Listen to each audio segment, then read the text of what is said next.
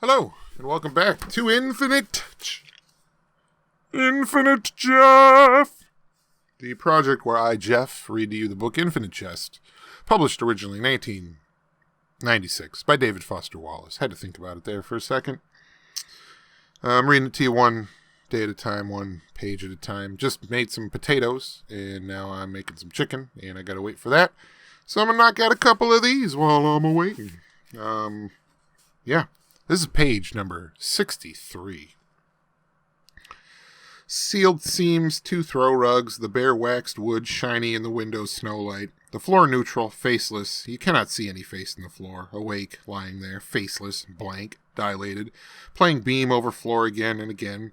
Not sure all night, forever unsure you're not missing something that's right there. You lie there, awake and almost 12, believing with all your might. We have another section break. Section break symbol thing. As of year of the Depend Adult Undergarment is the bold section title, I guess. The Unfield Tennis Academy has been accredited operation for 3 pre-subsidized years and then 8 subsidized years. The first under the direction of Dr. James Incandenza, and then under the administration of his half-brother-in-law, Charles Tavis, educational doctorate.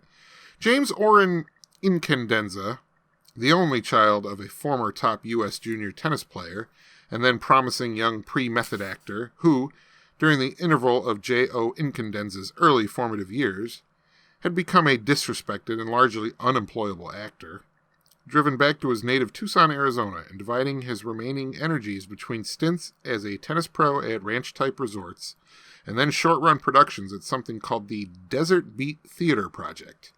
The father, a dipsomaniacal tragedian, progressively crippled by obsessions with death by spider bite and by stage fright, and with a bitterness of ambiguous origin but consuming intensity towards the method school of professional acting and its more promising exponents, a father who somewhere around the nadir of his professional fortunes apparently decided to go down to his raid-sprayed basement workshop and build a promising junior athlete by way of other fathers might restore vintage autos or build ships inside bottles, or like refinished chairs, etc.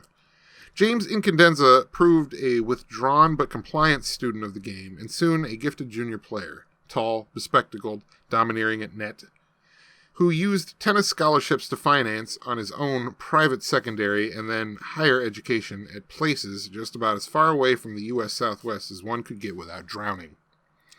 The United States government's prestigious ONR, footnote 23, financed his doctorate in optical physics, fulfilling something of a childhood dream. His strategic value during the federal interval G. Ford to early G. Bush, as more or less the top applied geometrical optics man at the ONR and SAC, designing neutron scattering reflectors for thermostrategic weapon systems, then in the Atomic Energy Commission, where his development of gamma refractive indices for lithium anodized lenses and panels is commonly regarded as one of the big something that we will find out after we come back. It's been real. That was page 51. No, I'm sorry, page 63 of Infinite Jest. Good night.